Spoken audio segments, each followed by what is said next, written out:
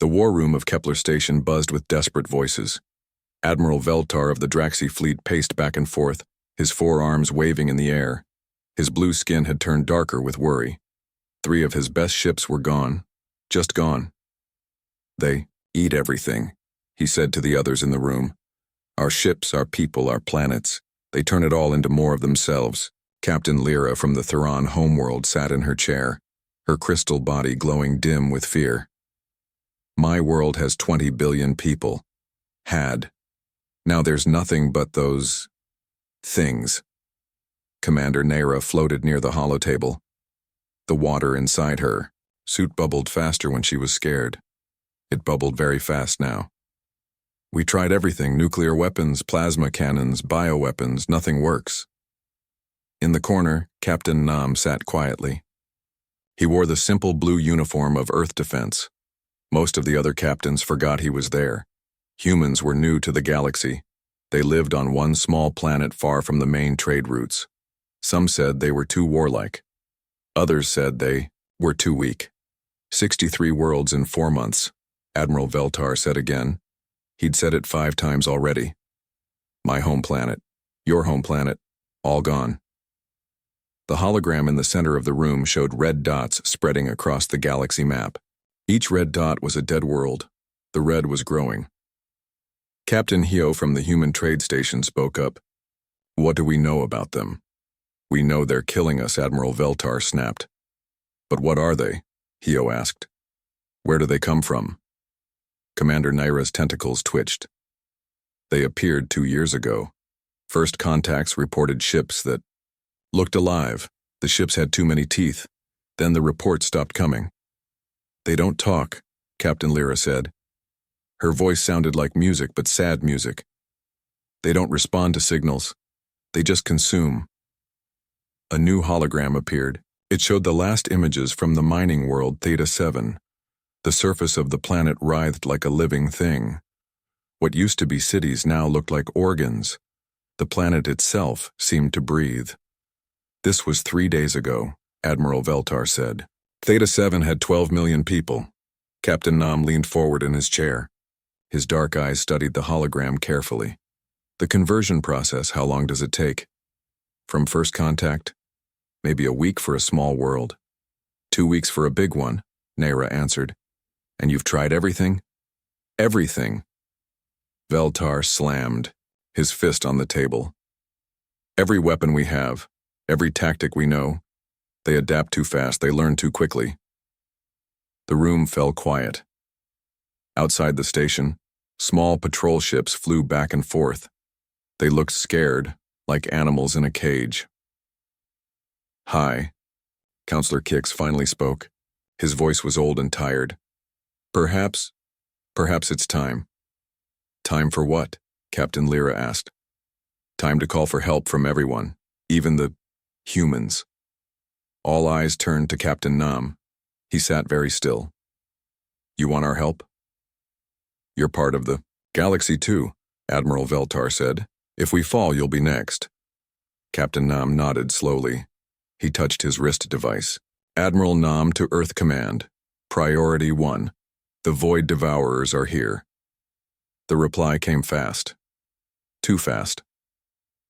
Understood. Help is coming. Commander Naira bubbled with confusion. How can they answer so quickly? Earth is 47 light-years away. Maybe they have a ship nearby, Captain Lyra suggested. Captain Nam smiled. It wasn't a happy smile. Maybe. An hour later, alarms screamed through the station. Ships were approaching, many ships. The sensors couldn't count them all. Admiral Veltar ran to the window. In the distance, space itself seemed to bend. Ships appeared from nowhere. Not just a few ships, hundreds, thousands. Impossible, he whispered. The lead ship sent a message. This is Admiral June of the Earth Defense Force. We're here to help. Captain Nam stood up. For the first time that day, he looked happy. What took you so long, Admiral? The alien captain stared at Nam. Something was wrong here. Humans weren't supposed to have fleets like this. Humans weren't supposed to know about the Void Devourers. Humans weren't supposed to be ready, but they were ready, very ready. And deep in space, the Void Devourers felt something they hadn't felt in centuries. Fear. The space around Kepler Station filled with ships, more ships than the Federation Council had ever seen in one place. The alien captains pressed their faces against the windows, counting.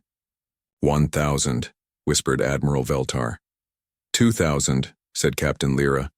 I can't count anymore, Commander Nera bubbled nervously. The human ships didn't look like anyone expected. They gleamed like metal and glass. Some had smooth curves. Others had sharp edges that cut through space. They all moved together like a school of fish. A bright light filled the command room. When it faded, 5 humans stood there. They appeared from nothing. Just empty air, then people. Admiral June stepped forward. He was tall with gray hair and kind eyes. But something behind those eyes made Captain Veltar step back. Greetings, Admiral June said. But he didn't say it in Galactic Standard. He said it in perfect Draxi. The clicks and whistles sounded exactly right. Then he turned to Commander Nera. He spoke her water language without a voice box. His words made perfect bubbles in the air. Finally, he switched to perfect Theron crystal speak when he looked at Captain Lyra. The musical notes were beautiful. How do you know our languages? Admiral Veltar asked. We know many things, said Admiral June. We know about the Battle of Red Nova. We know about your secret base in the Zeta sector. We know you lost 3 ships yesterday at Titan IV. The alien captains looked at each other.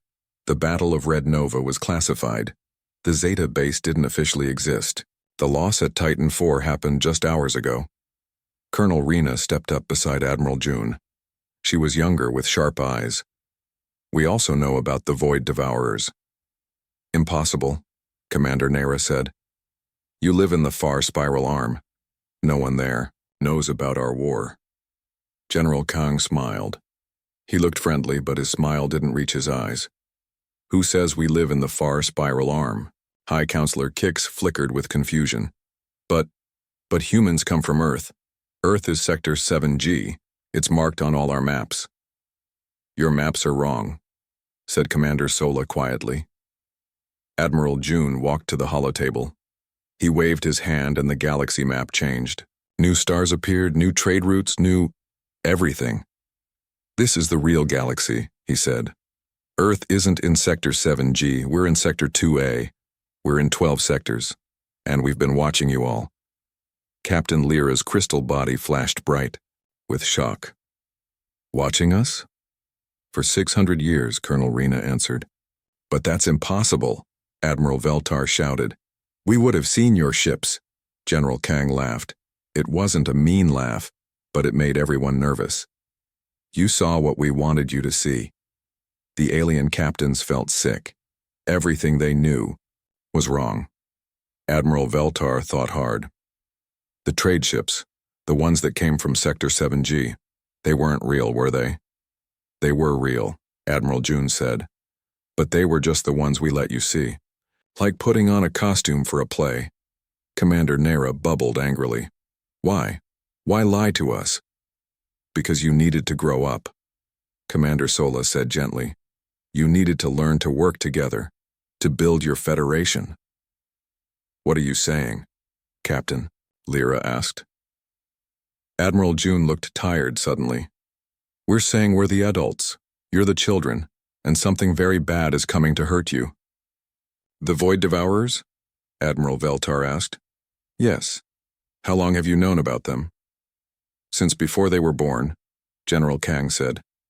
We knew they would come. We've been ready. The room was quiet. Outside the window, the human ships waited.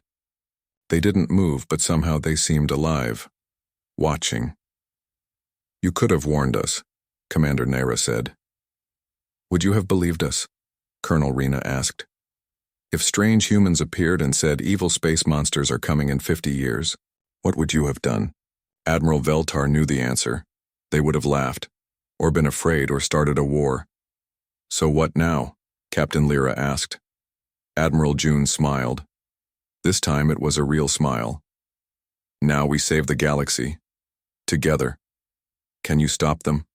We can try. Will you win? Admiral June looked at his officers. They looked back. Something passed between them, something the aliens couldn't understand. We've been planning this war for 600 years, he said finally. We're ready, General Kang added quietly. We've been ready for a very long time. The first attack came at dawn on Theta 7. The mining world had 3 million people. They worked hard pulling crystals from the deep rocks. They were good people who loved simple things. The Void Devourers came like a black cloud. Their ships looked alive. They had too many parts that moved like muscles. They made sounds like screaming metal. The defenders shot everything they had. Plasma cannons, energy beams. Nothing worked. The black ships ate the weapons and got stronger. Then, the sky split open. Human ships poured through the crack. They didn't look like ships at all. Some were round like bubbles. Others had wings that flapped. A few looked like swimming fish. On the ground, human soldiers fell from the sky. But they didn't fall like normal people. They fell like meteors, like pieces of stars. Captain Dana hit the ground first. Her armor glowed white-hot from the fall. The dirt around her turned to glass. She stood up and smiled. Lieutenant Hyon, are you ready? She asked. Ready, Captain, he said. His armor was different. It looked alive. The Void Devourers rushed at them. Their claws could cut through starship, metal. Their teeth could bite through anything. Captain Dana raised her hand. The weapon in her palm was small. It looked like a bright marble. She threw it. The marble hit the first monster and stopped time. Not for everything. Just for the monster. It froze like a statue while the world moved around it. Lieutenant Hyon pressed a button on his chest. His armor opened like a flower. Tiny machines poured out. Millions of them. They looked like metal bees. The metal bees swarmed the monsters. Each bee was smaller than a finger. But millions of small things can kill big things. The monsters screamed. They tried to fight, but you can't fight bees that eat metal and grow. In the sky, Commander Woon watched from his ship. The ship had no name in any language. It was too beautiful for words. Fire the reality cannon, he ordered. Sir, which setting? Asked his weapon. Officer, erase. Don't destroy. Erase. The weapon fired. It didn't look like anything, just a small wave in the air. It hit 3 monster ships. They didn't explode. They didn't break apart. They just weren't there anymore. Like they had never existed. The other human ships did impossible things. One ship bent space like folding paper. It appeared in 10 places at once. Another ship turned invisible, then reappeared inside a monster, exploding it from within. Colonel Rena commanded the ground war from her dropship. She watched the battle through special glasses that saw everything. Squad 7. Use the gravity. Hammers, she ordered. Squad 7 carried toys. At least they looked like toys. Bright silver hoops that hummed with power. A soldier threw a hoop at a monster. The hoop spun around the monster 3 times. Then the monster became very heavy. So heavy it fell through the planet. The soldiers cheered, but Colonel Rena wasn't done. Deploy the quantum mines, she said. More toys appeared. This time they looked like soap bubbles. The soldiers blew them like children playing. The bubbles floated toward the monsters. When a bubble touched a monster, something strange happened. The monster split in 2. Both pieces were real. But one piece was made of normal matter. The other was made of antimatter. The 2 pieces touched each other and disappeared in bright light. Admiral June watched from above. His ship was biggest but moved like a dancer. Fast, smooth, beautiful. Status report, he asked. 80%. Of monsters eliminated, Colonel Rena answered. Time taken? 12 minutes, Admiral. Admiral June nodded. He opened a channel to the Federation ships watching from far away. This is Admiral June, he said. Theta 7 is secure. Admiral Veltar's voice came back. He sounded scared. How? We fought them for months. You did it in 12 minutes. We used appropriate tools, Admiral June answered. What were those weapons? Commander Nera asked. Standard equipment, said Colonel Rena. Standard? Captain Lyra's voice went very high. Those were impossible. General Kang's voice joined the call. He sounded tired. Nothing is impossible. Some things just take longer to figure out. How long have you had these weapons? Admiral Veltar demanded.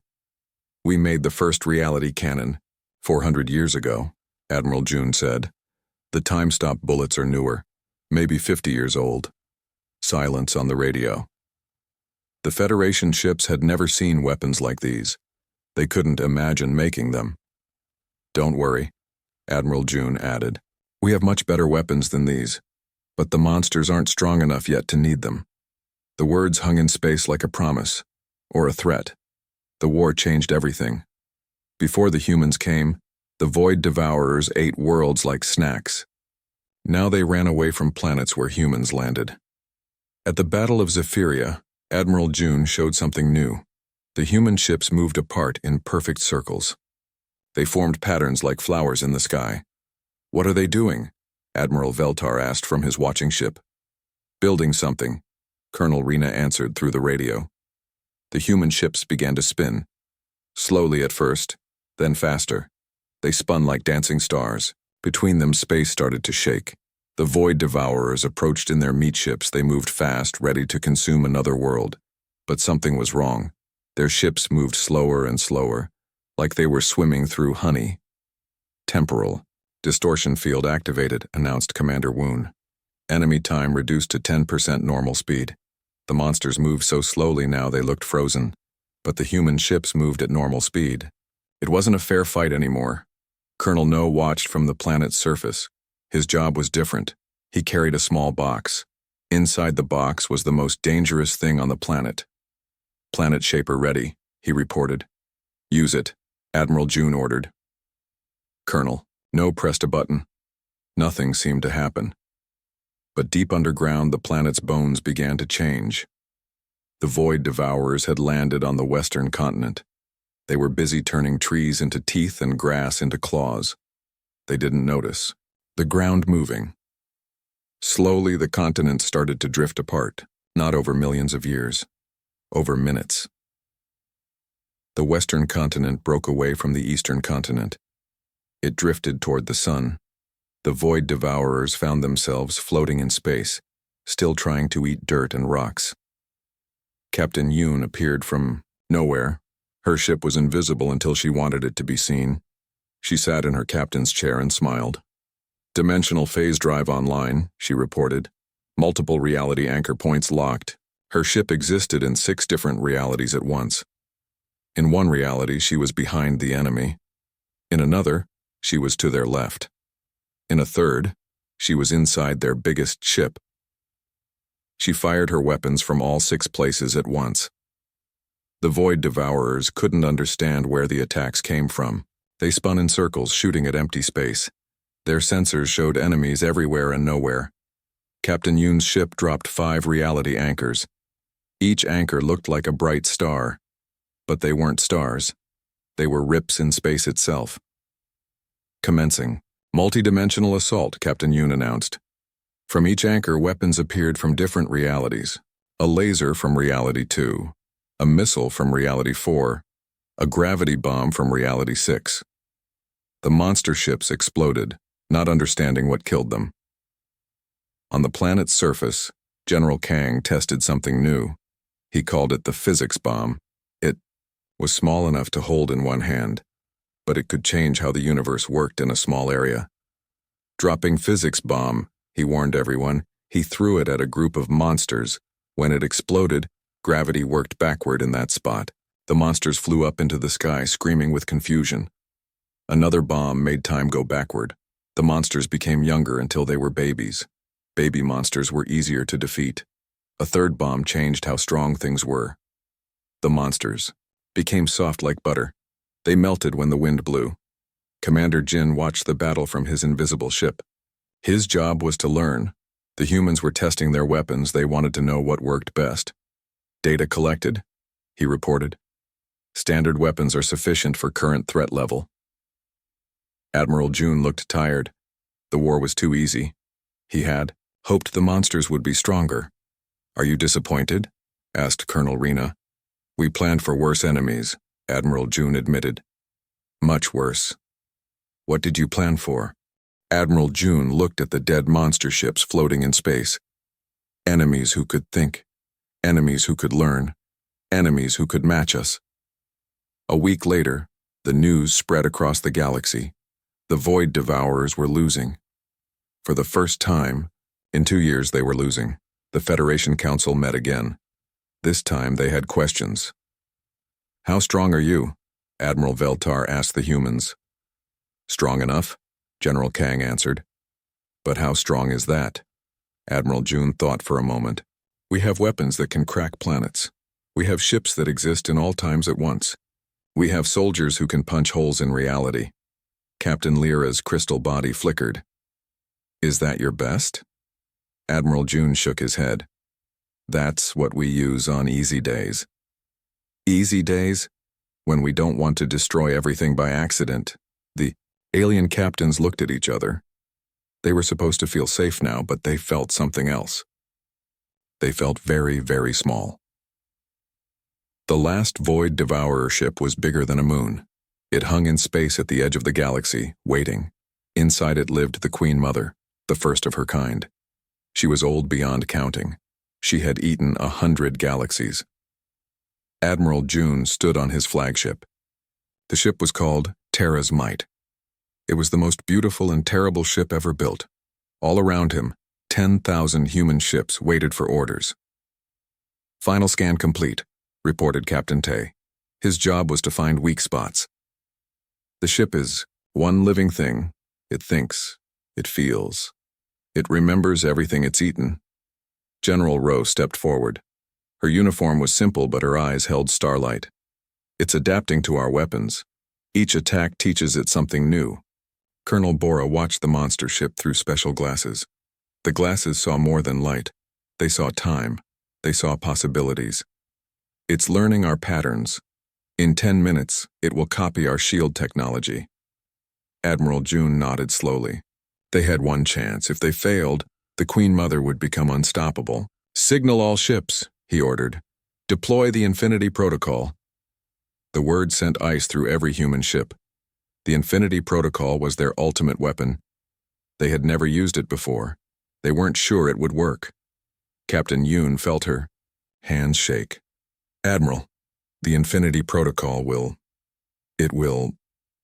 erase the target from reality." Admiral June finished. "I know. Sir, that means... It means the Queen Mother will never have existed. It means every galaxy she ate will still be gone. We can't bring back the dead. We can only stop more death." The weapon charged slowly. It needed power from every ship. Space began to bend around the human fleet. Colors that had no names painted the darkness. The Queen Mother felt the danger. Her great ship moved faster than anything so big should move. She sent her children forward. Millions of small monsters poured from her skin. The human ships didn't fight them. They just held formation and kept charging the weapon. "She's trying to reach us," General Minho observed. "She knows what's coming." Commander Jin watched the energy readings. 60% charged. The space fabric is beginning to tear. The Queen Mother screamed. Her voice broke time. Her cry was so loud it shook stars. She had lived for billions of years. She had seen the birth of the first stars. She didn't want to stop existing. 80% charged, Captain Tay announced. Space-time collapse in 3 dimensions. The monster ship grew desperate. The Queen Mother split herself into 1,000 pieces. Each piece became a new ship. She tried to run in all directions at once. 95% charged, Colonel, Bora said quietly. Reality anchor locked on primary target and all subdivisions. Admiral June looked at the monster one last time. She was beautiful in a terrible way. She was the last of something ancient and powerful. In another time he might have tried to talk to her. "Fire," he ordered. The weapon fired. It wasn't light or sound or energy. It was the opposite of existence. It was the end of the story being unwritten. The Queen Mother didn't explode. She didn't Scream. She simply was not. For a moment, the humans couldn't remember what they had come to fight. Then memory returned, but fainter, like an old dream. Lieutenant Commander Yura checked her records. Target eliminated, all traces removed from current timeline. What about the damage she caused? Admiral Veltar asked over the radio. Still there, Admiral June answered sadly. We can't fix the past. We can only secure the future. As the human fleet prepared to return home, High Counselor Kix asked the question everyone wanted to know. Why did you hide from us? Why pretend to be primitive? General Kang answered while looking at the stars. Because you needed to grow. Every species needs to learn hard lessons alone. But you could have helped us avoid so much pain. Pain teaches wisdom, Colonel Rena said gently. We learned that ourselves long ago. Admiral Veltar asked, How long have you been watching us? Since your first wars, Admiral June replied. We were like you once. We fought each other. We nearly destroyed ourselves. What changed? We found something worse than ourselves. It taught us to work together. Captain Lyra flickered with understanding. You fought enemies like this before. Admiral June nodded. The Void Devourers weren't the first. They won't be the last. As the human ships jumped away one by one, Admiral June's final message played. On every Federation radio. The galaxy is safer now. But remember, we're still here. Still watching. Still ready. Take care of each other. We'll be listening. The last human ship disappeared into the darkness. The Federation was left alone with their thoughts and a simple truth. They had never been alone in the universe. Someone had always been watching over them, and now they knew that sometimes the Watchers carried very big sticks.